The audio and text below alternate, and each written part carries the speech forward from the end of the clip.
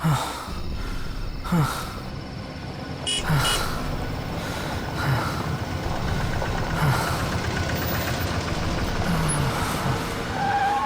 हुआ भाई? अरे क्या हुआ? कोई मदद चाहिए क्या? यार मेरी गाड़ी खराब हो गई है और मुझे ये बॉक्स कहीं पहुंचाना है। हाँ वो तो ठीक है, पर है क्या इसमें? इसमें एक बहुत ही अनमोल चीज है और वक्त पे कहीं पहुंचानी पड़ेगी। मेहरबानी होगी यार तुम्हारी। हाँ हाँ चलो बॉक्स रखो। थोड़ा हाथ लगवाओ। हाँ हाँ। अरे बड़ा भारी है भैया। उठाओ। इतना बड़ा बक्सा।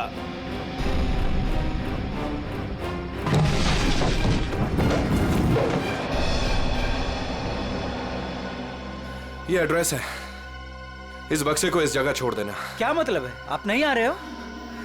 एक मिनट, ये कुछ पैसे रखो, इसे सही जगह पहुंचाओ। बक्सा उतारिए। हाँ? मैंने कहा ना बक्सा उतारिए। अरे मुझे नहीं करनी आपकी मदद। अरे बेवकूफ समझा आपने? हाँ, बक्से में क्या है क्या नहीं है। तुम ये सब रखो यार, लेकिन टाइम पे बक्सा जिस एड्रेस पे बोला है वहां पहुंचा देना। हाँ देखिए मेरी एक शर्त है, बक्सा खोल के देखूंगा मैं। अरे क्या है क्या नहीं है इसमें। सुन मेरी बात सुन, मेरी नौकरी चली जाएगी, इसे मैं नहीं खोल सकता। बस पास में ही तो जाना है, प्लीज लेके जाओ ना यार। ठीक है भाई, भरोसा करता हूं मैं। इंसान इंसान के ही काम आता है।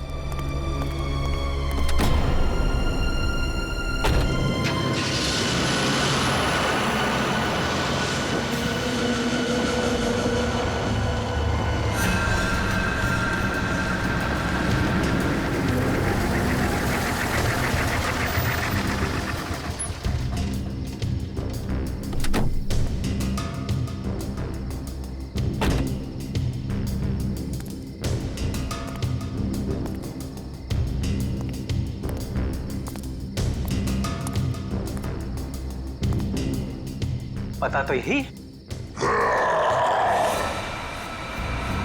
कैसी चीख! अपने को क्या बक्सा यहीं उतार के चलता।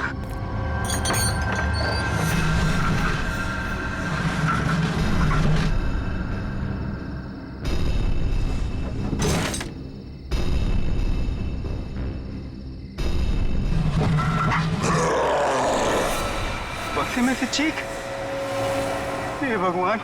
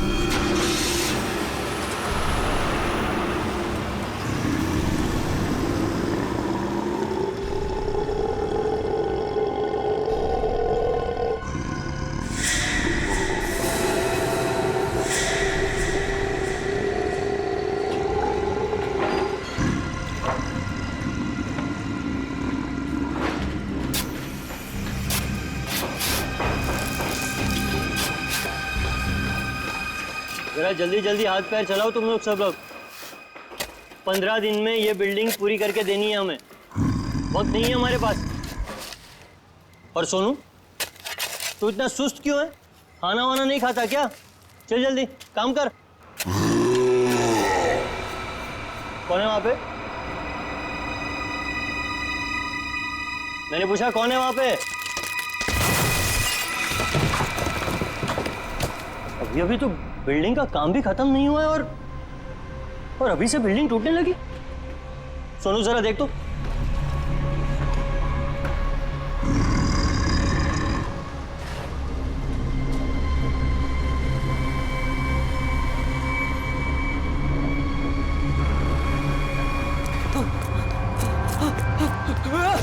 भागो, सब भागो ऐसे। सोनू, वरना सब मारे जाओगे। सोनू हुआ क्या? सब। अरे हुआ क्या? किस चीज की आवाज थी? और ये चेहरे पर निशान कैसा है? पट्टियों वाला मुर्दा। मुर्दा? मुर्दा मुर्दा कुछ नहीं होता है, ये जरूर कोई चोर और घुसाया होगा। एक काम करो, सब लोग मेरे साथ चलो, चलिए मेरे साथ।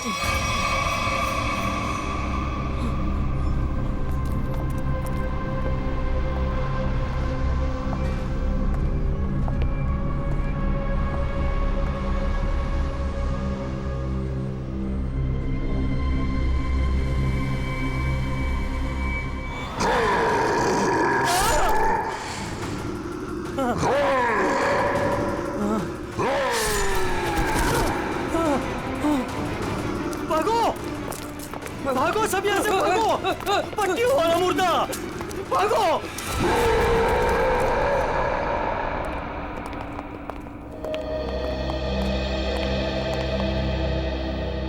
सर, मैंने और मजदूरों ने मिलकर एक फैसला किया है।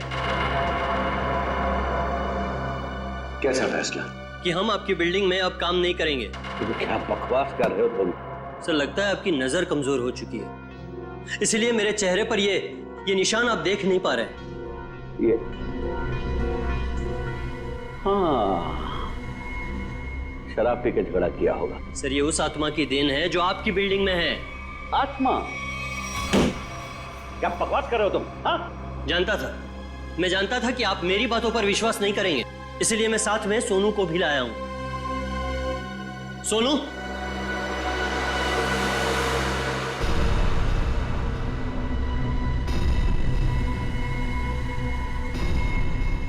देखिए सर, बेचारा इतना घबरा गया है कि कुछ बोल नहीं पा रहा है। सोनू, ये सब क्या है? साहब, पट्टी वाला मुर्दा और कौन है इधर? कौन है? कौन है उधर?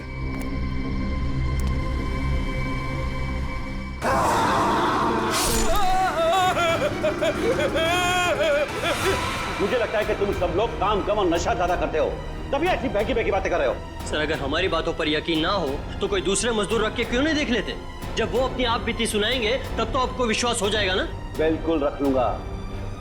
इस शहर में मजदूरों की कोई कमी नहीं है। इस शहर में काम की भी कोई कमी नहीं है।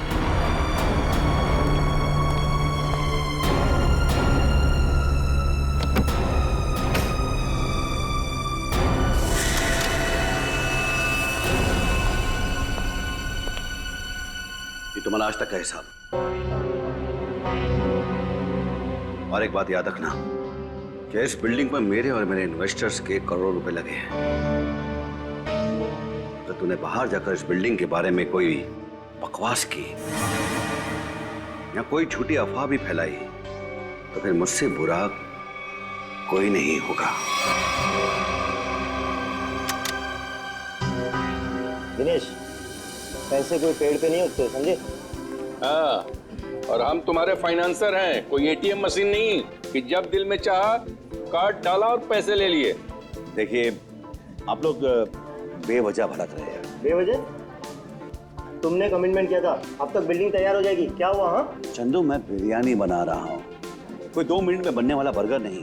जब आप लोग बिल्डिंग की क्वालिटी देखेंगे तो आप लोगों को खुद ब खुद ये एहसास हो जाएगा कि आप लोगों का पैसा बिल्कुल सही जगह लगा है। हाँ, पता चल रहा है कि इन्वेस्टमेंट कहाँ पर हो रहा है। वैसे काफी अच्छी पार्टी थी आपने अपने शादी के सालगिरह की। और Natasha, excuse me, sorry sir, मैं आप लोग को तो अपनी फ्रेंड से मिलवाना ही भूल गई। Meet, come. She is Tina, Swati. बस हमें किसी से नहीं मिलना। दिनेश, इस बार अगर तुमने जबान पलटी ना, 15 दिन मतलब 15 दिन, दैट फाइनल। हाँ, 15 दिन पक्का। और हाँ, 15 दिन से ज्यादा हुआ ना तो तुम्हारा घर और भाभी जी के गहने बेच करके अपने पैसे हम लोग वसूल लेंगे, समझा? अरे पक्का कहाँ? दिनेश सुनो ना। एक्सक्यूज मी, आपकी भाभी बुला रही है। मन से, एक्सक्यूज मी। जल्दी आइए ना। क्या है? दिनेश देखिए ना, मार्केट में नया हार आया है, आप कभी लेकर देंगे मुझे ये? बस हार और गहने, इन चीजों के अलावा तुम्हारे लिए और कोई चीजें इंपॉर्टेंट है ही नहीं। पति जिए या मरे तुम्हें कोई फर्क नहीं पड़ता। मन तो करता है कि तुम्हारा गला दबा दूं। क्या बात है पापा, आप मम्मी पर इस तरह से क्यों चीख रहे हैं? मैंने सिर्फ सालगिरह का तोहफा मांगा था और ये ऐसे कर रहे थे मुझ पर। आशा, ये जो तुम्हारे ठाट बाट और ऐशो आराम है ना, वो केवल इसीलिए है क्योंकि तुम्हारा ये पति दिन रात गधे की तरह काम करता है। पापा अगर आपके पास इतना ही पैसा है ना तो थोड़ा हम पर भी खर्च कर दो प्लीज। पहले तो आपने फ्लैट देने के लिए भी मना कर दिया, और अब जब मम्मी ने आपसे एक छोटा सा हार मांगा तो उसमें भी आपको दिक्कत है। तुम दोनों नालायक बच्चों को तो मैं कुछ दूंगा नहीं, और तुम लोग मेरे घर में रहते हो, इसी बात से खुश रहो।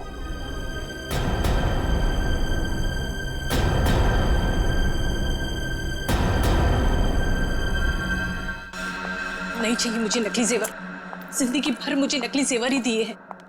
एक छोटा सा हीरे का हार ही तो मांगा था मैंने।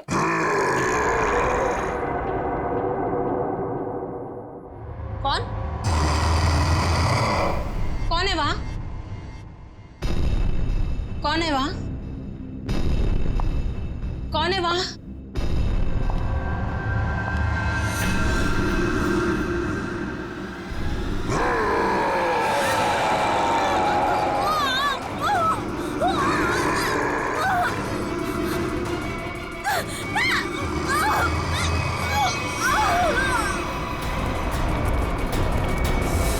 आशा, आशा, आशा, क्या मम्मी?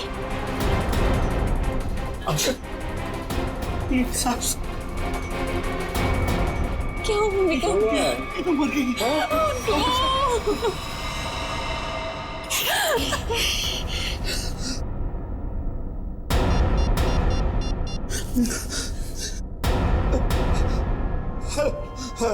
Hello CID.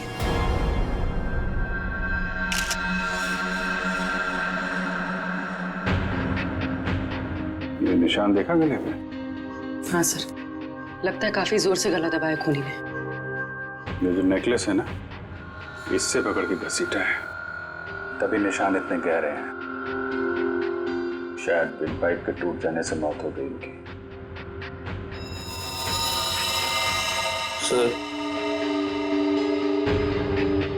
सर खून के निशान कॉरिडोर में यहाँ तक आए हैं, और आशा जी की चप्पल। अपने आप को बचाने में बहुत स्ट्रगल किया होगा इन्होंने, पर खूनी ज्यादा ताकतवर निकला। Excuse me, excuse me. एक सेकंड, एक सेकंड।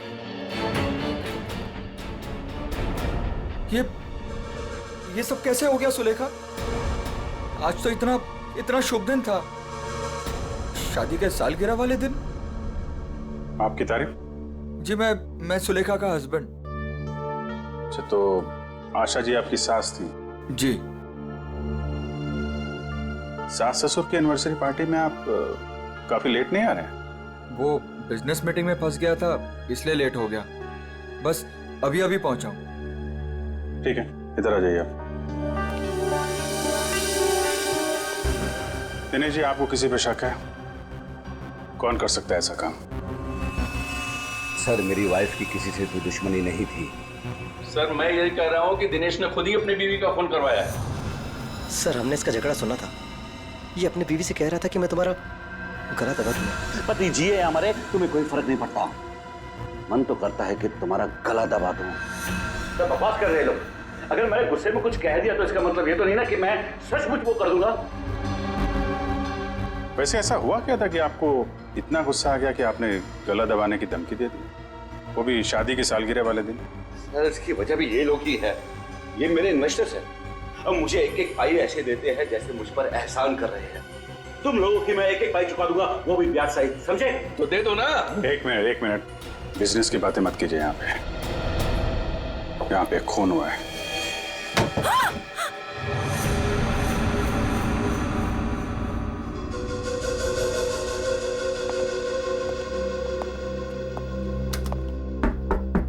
कौन है अंदर?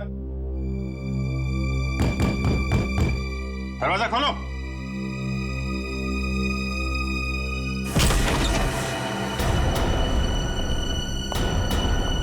ओ ओह माय गॉड, कौन है ये? सुनिए, छोटो,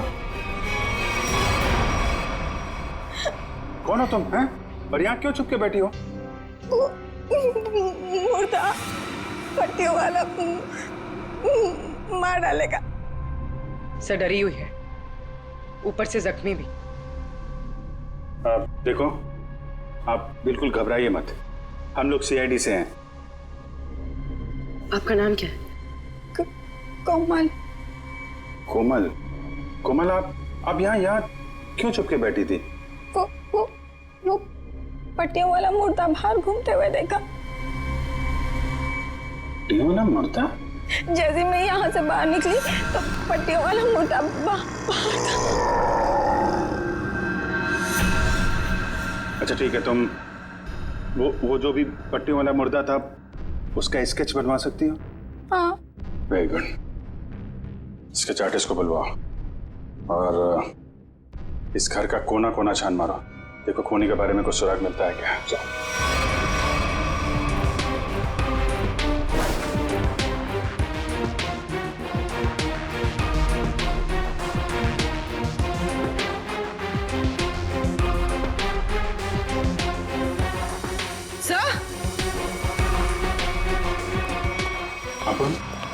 सर ये पट्टी मिली है। क्या? यहाँ पर। कोमल ने देखा पट्टी वाला मुर्दा और यहाँ पे पट्टी का टुकड़ा मिला। सर स्केच तैयार है।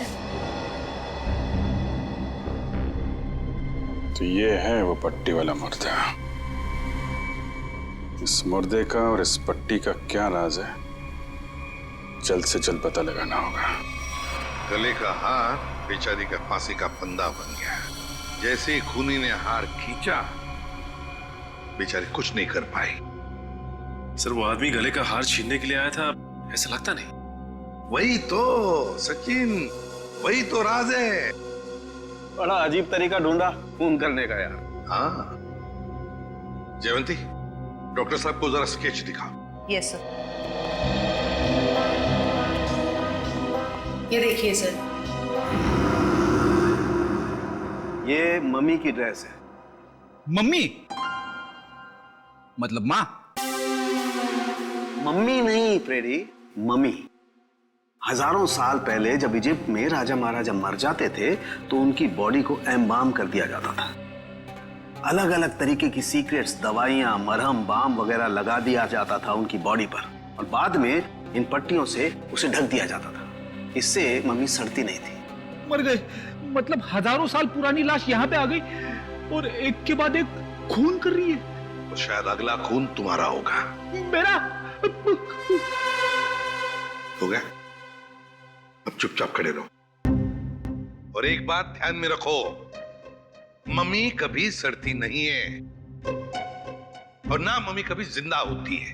अच्छा सर, ये जो पट्टी का टुकड़ा हमारे हाथ लगा है, कहीं ऐसा तो नहीं कि ये खूनी के साथ हाथापाई के दौरान आशा जी के हाथ आ गया? नहीं, ऐसे नहीं हुआ। तारिका जी, आप ठीक है वहां पे? नहीं। फिर एक सीआईडी ऑफिसर बोल रहा है कि इनके हाथों में पट्टी आई थी, मतलब आई थी। सीआईडी ऑफिसर आसमान से उतरता है क्या? उससे गलती नहीं हो सकती। ये पट्टी का टुकड़ा जो आप लोग लेकर के आए हैं, ये हाथापाई में नहीं फटा है। अगर हाथापाई में फटता तो सीधा नहीं फटता, टेढ़ा मेढ़ा फटता, समझे? और ये टुकड़ा कोई मामूली टुकड़ा नहीं है। 1500 साल पुराना है ये टुकड़ा। 1500 साल? 1500 साल? 1500 साल? जी, किसी ने मम्मी की पट्टियां खरीद ली हैं। कहां से सालूं के साहब? ये इजिप्ट से? अरे यार, लोग पुरानी मम्मियां खोद खोद के निकाल रहे हैं और चोरी छिपे बाजार में बेच रहे हैं। ऐसी एक मम्मी शायद इंडिया में आ गई। बाप रे! लेकिन सर ये खूनी मम्मी बना क्यों होगा? हल्ला मचाने के लिए सचिन, हल्ला मचाने के लिए। ये खूनी चाहता है कि लोग उसे देखें और जोर जोर से चिल्लाए, मम्मी आ गई, मम्मी आ गई। ये खून उस खूनी मम्मी ने ही किया है और वो पट्टी का टुकड़ा जानबूझकर छोड़ गया है हमारे लिए सबूत।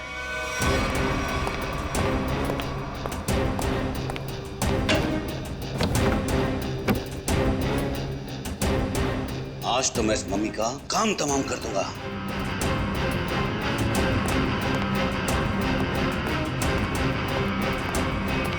सर, ये सोनू है, दिनेश की बिल्डिंग में काम करता है। अच्छा, सोनू साहब कोई पैसा वैसा नहीं था दिनेश साहब के पास, कंगाल थे वो। एक मिनट, कंगाल थे वो, कोई पैसा वैसा नहीं था दिनेश साहब के पास, क्या मतलब क्या है? नहीं साहब, वो तो सर से लेकर पांव तक कर्जे में डूबे हुए थे और उस बिल्डिंग की वजह से। और जब से उस पट्टी वाले मुर्दे ने हम लोगों पे हमला किया है, उस बिल्डिंग का काम भी बंद पड़ा हुआ है। पट्टी वाले खूनी ने तुम पर हमला किया? तुम पर? सर, कहीं ये वही तो नहीं जिसने आशा जी का भी खून किया? हो सकता है, बिल्कुल हो सकता है। वैसे वो पट्टी वाला खूनी दिखता कैसे है? सर, पट्टियों में लिपटा हुआ, एकदम सड़ा सा मुंह, चेहरे पे खून लगा हुआ था जैसे उसको कोई चोट लगी हो। मतलब उसकी सर आवाज भी बहुत अजीब सी थी, उसकी सर आवाज भी।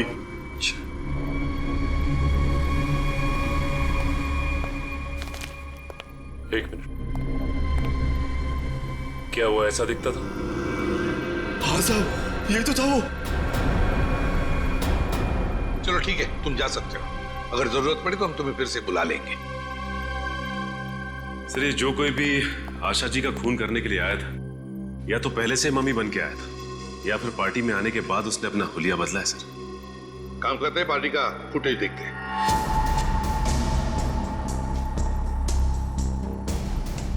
एक मिनट, पॉज करो।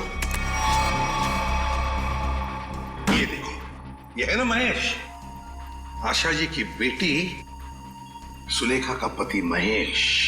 हाँ सर, लेकिन ये तो कह रहा था कि आशा जी की मौत के बाद आया था ये पार्टी में। झूठ बोला हमसे, वो झूठ बोला। जयवंती सर, फोन करके बुला लो उसे अभी, इसी वक्त।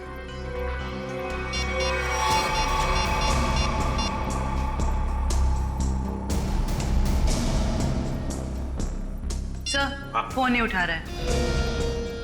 महेश फोन नहीं उठा रहा है, उसकी आधी कारस्तानी तो इसी से समझती है। रेडी? मोबाइल फोन रिकॉर्ड्स निकालो उसके।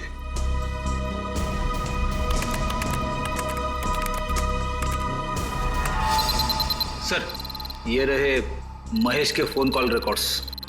40 बार फोन किया है एक ही नंबर पे, पर ये नंबर तो उसके सासू माँ का है। सर, सासू माँ से इतना ज्यादा लगा?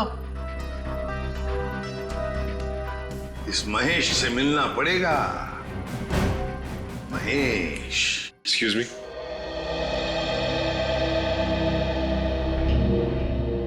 क्या महेश घर पे है इस वक्त? नहीं सर, महेश जी तो अभी घर पे नहीं है। लेकिन प्रॉब्लम क्या है सर? देखिए, महेश ने हम सबसे झूठ बोला। जब आपकी माँ का खून हुआ, उससे पहले ही महेश वहां मौजूद था। आपका मतलब है मेरे पति ने खून किया है? देखिए, हमें उस पर शक है। लेकिन सर, वो ऐसा क्यों करेंगे? पैसों के लिए। पैसों के लिए किया होगा उसने। सब पैसों के लिए? लेकिन सारा पैसा तो डैडी के पास है, उन्होंने आज तक माँ को कभी कुछ नहीं दिया। तो फिर महेश जीजू क्यों हत्या करेंगे मेरी मॉम की? अब ये सब कुछ तो हमें महेश ही बताएगा। लेकिन हाँ, अगर महेश आपसे कांटेक्ट करता है तो हमें खबर कीजिए। तो फ्रेडी, इस महेश का मोबाइल ट्रैक करो, सब पता चल जाएगा।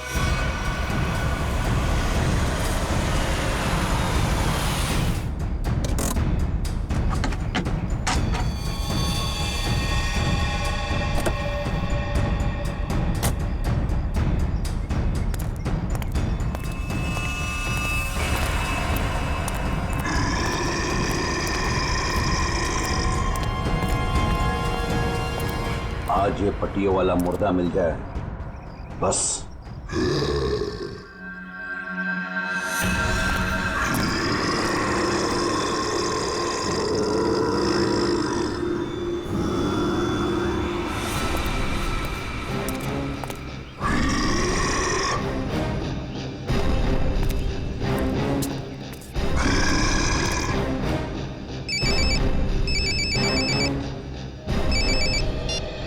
हाँ हेलो।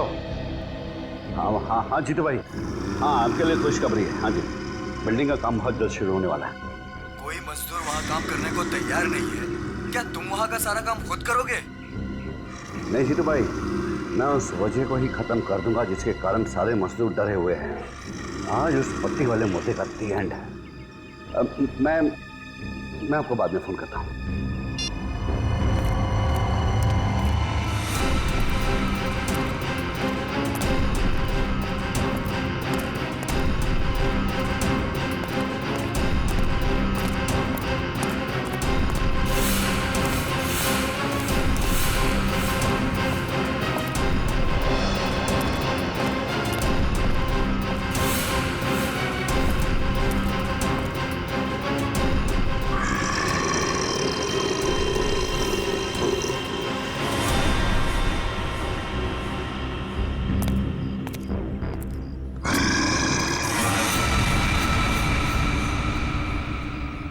आवाज है, यहीं से आवाज आई। पट्टी वाले मुर्दे, आज तू बचेगा नहीं। आज तुझे छोड़ूंगा नहीं मैं। गोली मत चलाना। तो तू ही ये सब कुछ कर रहा है और तूने ही आशा को भी मारा। नहीं, मैं ऐसा क्यों करूंगा? मैंने नहीं मारा। तू यहाँ क्या कर रहा है? मैं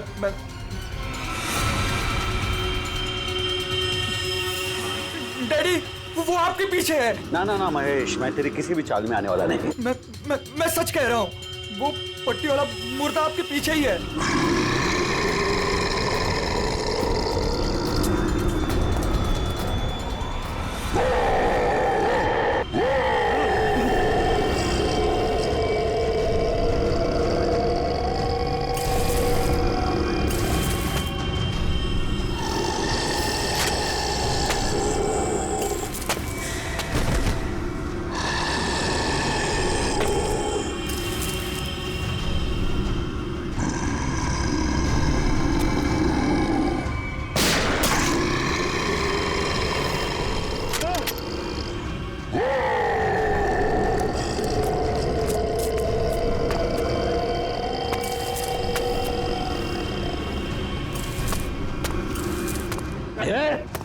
देखो भाई, तू मुझे माफ कर दे।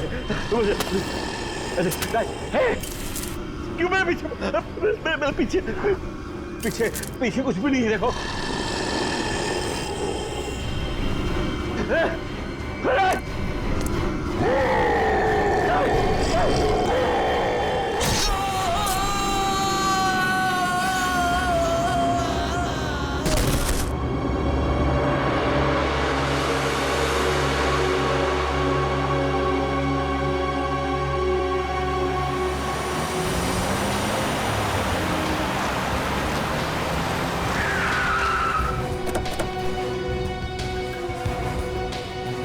सर, मोबाइल कंपनी वालों से पता चला है कि ये दिनेश का मोबाइल भी यहीं पे है। इससे पहले महेश दिनेश को नुकसान पहुंचाए, हमें उसे बचाना होगा।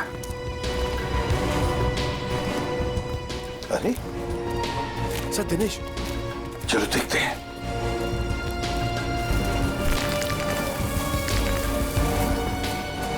माय गॉड, ये तो जिंदा है। सच, जल्दी से एम्बुलेंस बुला। जल्दी। फ्रेडी, जयवंती, देखो आसपास। Yes sir.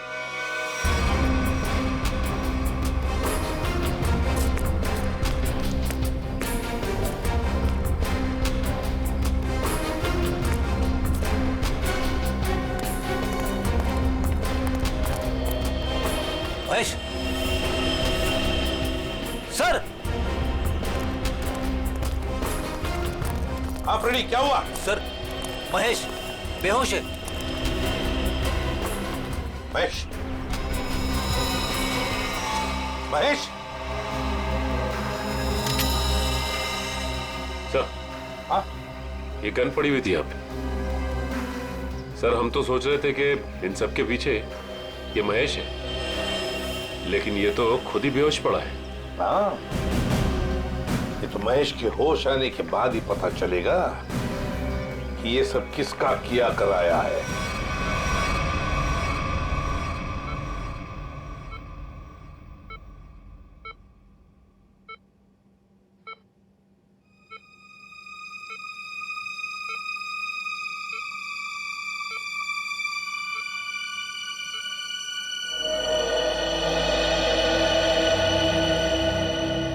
डॉक्टर साहब, अब कैसी तबीयत है मेरे पापा की? फिलहाल इनकी तबीयत नाजुक है, अभी कुछ भी कहना मुश्किल है। 48 घंटे ऑब्जर्वेशन में रखेंगे, फिर देखते हैं क्या करना है। Okay, excuse me. सोच भी नहीं सकती कि मेरा पति इतना घिनौना मुजरिम निकलेगा। पहले तुमने मेरी माँ को मार दिया और अब मेरे पापा पे तुमने हमला किया। ये तुम क्या कह रहे हो सुलेखा? तो मैंने ऐसा कुछ भी नहीं किया है, मैं निर्दोष हूँ, बेकसूर हूँ। मैं हर मुजरिम यही कहता है कि उसने कुछ नहीं किया, वो निरपराध है। लेकिन सारे सबूत उसी आदमी की तरफ उंगली उठाकर कह रहे हैं कि ये इस आदमी ने किया है, और वो आदमी है तुम। लेकिन सर, आपके पास ऐसा कौन सा सबूत है जो ये साबित करता है कि खून मैंने किया है? एक हो तो बताए। सबसे पहले तो तुमने हमसे झूठ बोला कि तुम पार्टी में देर से गए, लेकिन सीसीटीवी फुटेज साफ साफ दिखा रही है कि तुम पार्टी में पहले ही मौजूद थे, आशा जी की मौत से पहले। सबूत नंबर 2, 3 दिनों में 40 फोन किए तुमने आशा जी को, जबकि तुम उन्हीं के घर में रहते थे। इतने सारे फोन कॉल करने की वजह? और जिस वक्त क्राइम सीन पर दिनेश जी मिले, उस वक्त सिर्फ एक ही आदमी मौजूद था, वो तुम थे। मैं डर गया था सर, डर गया था। दरअसल बात यह है सर कि मैं नया बिजनेस चालू करना चाहता हूँ, और जिसके लिए मुझे पैसों की जरूरत थी, और मैं चाहता था कि वो पैसे मुझे सासू माँ जी दे दे। बस सर, इसीलिए मैं उन्हें बार बार कॉल कर रहा था, और कोई वजह नहीं है सर। तो इनके कहने का मतलब है कि ये पार्टी में पैसे मांगने के लिए गए थे आशा जी से, है ना? हाँ सर, उस दिन मैंने देखा कि ये लोग बिजनेस के लिए मुझे पैसा नहीं दे रहे, और सासू माँ को लाखों करोड़ों के गहने दिए जा रहे। और तुमने गुस्से में आकर मार डाला आशा जी को? नहीं नहीं, मैंने उन्हें नहीं मारा। मैंने कहा ना, मैं उनसे पार्टी में बात करने गया था, पर मेरे बात करने से पहले ही उनका मर्डर हो चुका था। नहीं नहीं नहीं नहीं महेश जी, कौन विश्वास करेगा तुम्हारी इन बातों पर? पहले तुमने आशा जी को मारा, फिर दिनेश जी के पीछे पड़े, और वो भी कहां पर? अंडर कंस्ट्रक्शन बिल्डिंग में। ये गलत इल्जाम है। मैं वहां पर उनसे भी बात करने गया था, मैंने नहीं मारा। ऑफिस में नहीं जा सकते थे, घर में नहीं जा सकते थे? उनसे बात करने में ऑफिस से गया था, पर जब मैं ऑफिस पहुंचा सर, तो वो निकल चुके थे अपनी साइट पे सर, इसीलिए मैं साइट पर चला गया। पर जब मैं साइट पर गया तो सर, मैंने देखा कि एक पट्टी वाले मुर्गे ने उन्हें धक्का दे दिया वहां से सर।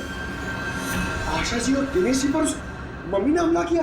हाँ सर। पंकज, ये तो उस आदमी ने किया है जो दुनिया को दिखाना चाहता है कि ये किसी इजिप्शियन मम्मी ने खून किया है। पर वो हमारे परिवार के पीछे क्यों पड़ा है? अच्छा, डॉक्टर साहब कह रहे थे ना कि इस तरह की पुरानी और महंगी पट्टियां आसानी से नहीं मिलती। सचिन, सेंट्रल स्टेट लेबोरेटरी से पता लगाएंगे कि पट्टियां कहां से और कैसे मिली है। मैं ACID से आपसे मिलना चाहती हूँ। डॉक्टर चारू, आप ही? हाँ, मैंने ही आपको फोन किया था। डॉक्टर चारू, इस पट्टी को पहचानती हैं? ओह माय गॉड, ये पट्टी आपको कहाँ से मिली? ये पट्टी तो हमारी लैब से चुराई गई थी। इस सिलसिले में एक डॉक्टर को काम से भी निकाल दिया गया। आइए।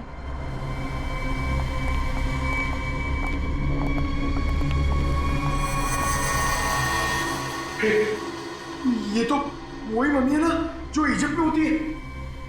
मतलब ये नींद में चलकर यहाँ पर आ गई। आप भी अच्छा मजाक कर लेते हैं। दरअसल हर साल इजिप्ट से इन मम्मीज को हमारे यहाँ रिसर्च के लिए भेजा जाता है, और सर ये मम्मीज 1500 साल पुरानी है। क्या सिर्फ इन्हीं मम्मीज की पट्टी गायब है? हाँ सर, कुल 5 मम्मीज की पट्टियाँ चोरी हुई थी, जिसमें से 2 पे मैं काम कर रही हूँ इन्हें गलने से बचाने के लिए। अच्छा, आप कह रही थी ना कि एक डॉक्टर को काम से निकाल दिया गया पट्टी चुराने के इल्जाम में, उसकी डिटेल मिल सकती है हमें? हाँ सर, देती हूँ।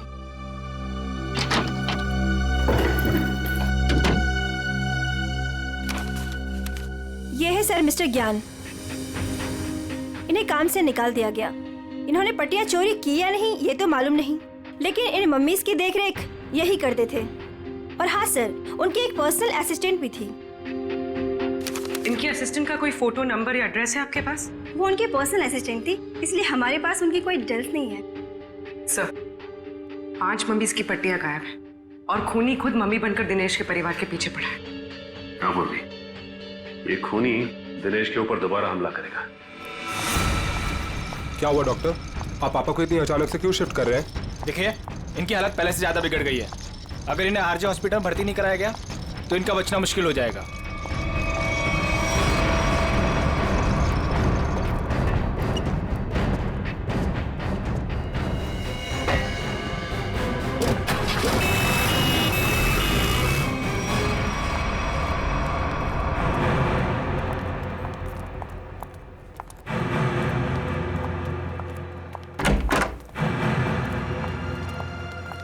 दिनेश जी तो कहीं दिखाई नहीं दे रहे यहाँ पे। वही तो, चलो देखते।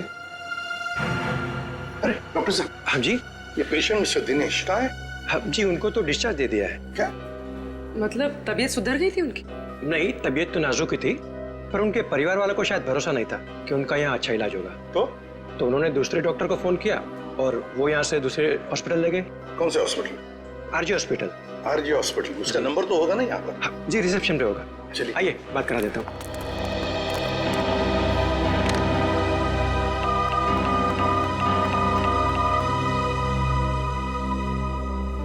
Hello, RJ hospital. देखिए, मैं एसीपी प्रद्युमन बोल रहा हूँ, सीआईडी से। आपके हॉस्पिटल में अभी अभी एक पेशेंट एडमिट हुआ है। दिनेश नाम है उनका। नहीं हुआ है?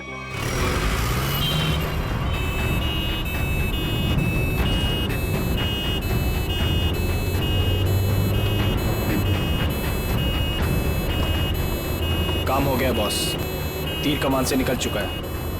आप निशाना तैयार रखो।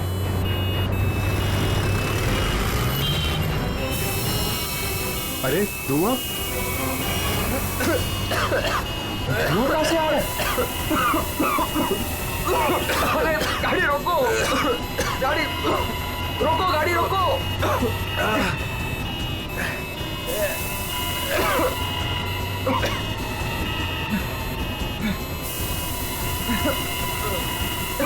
धुआं बढ़ते ही जा रहा है ये।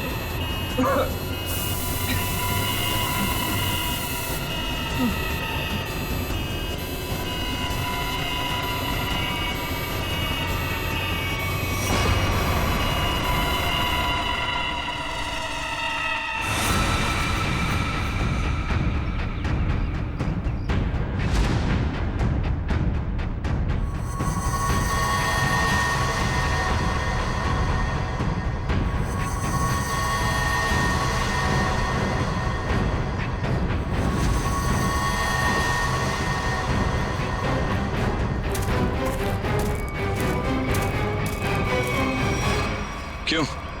अब तुम्हारे जीवन का मकसद पूरा हो गया?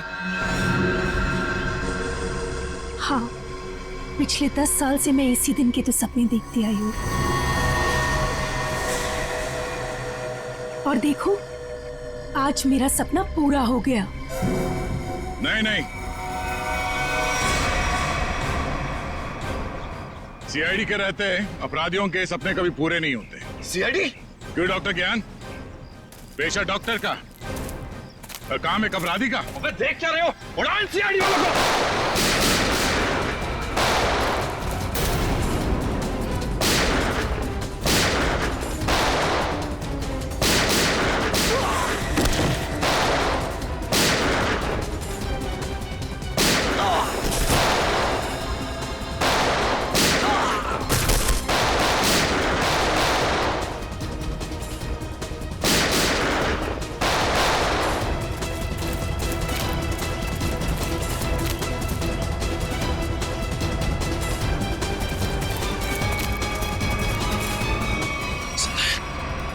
सब बेहोश है, इनको होश में आना पड़ेगा।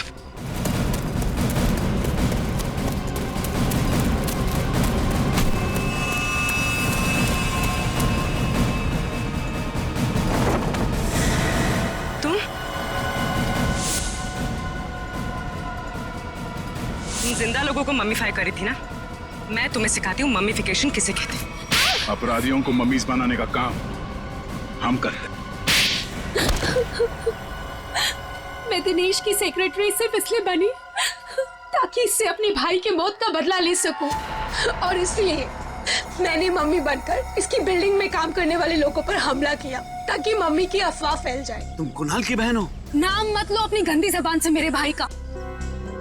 एक वक्त था जब वो तुम्हारा सबसे करीबी दोस्त था, और तुमने क्या किया? दोनों साथ गए थे ना विदेश पैसा कमाने के लिए। सर, इसको सहयोग से एक मम्मी मिली, और मेरा भाई चाहता था कि वो ये मम्मी वहां की देश की सरकार को सौंप दे, लेकिन ये दिनेश उसे ग्रे मार्केट में बेचना चाहता था। सर ऐसा सर।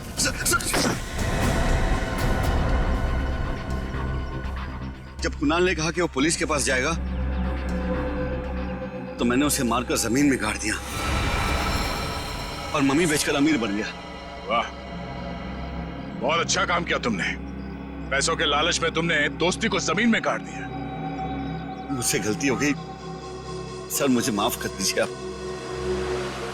अब ये तो समझ में आ गया कि तुमने नताशा को नौकरी पे इसलिए रखा क्योंकि तुमने कुणाल की बहन को देखा नहीं था। अगर ये बात समझ में नहीं आई कि डॉक्टर ज्ञान इस सब में तुमने इसका साथ कैसे दिया? मैंने ये सब पैसे के लिए किया। पैसों के लिए अपराध के दलदल में कूद गए तुम। और नताशा, तुम्हें पता कैसे चला कि तुम्हारे भाई का खून इस दिनेश ने किया?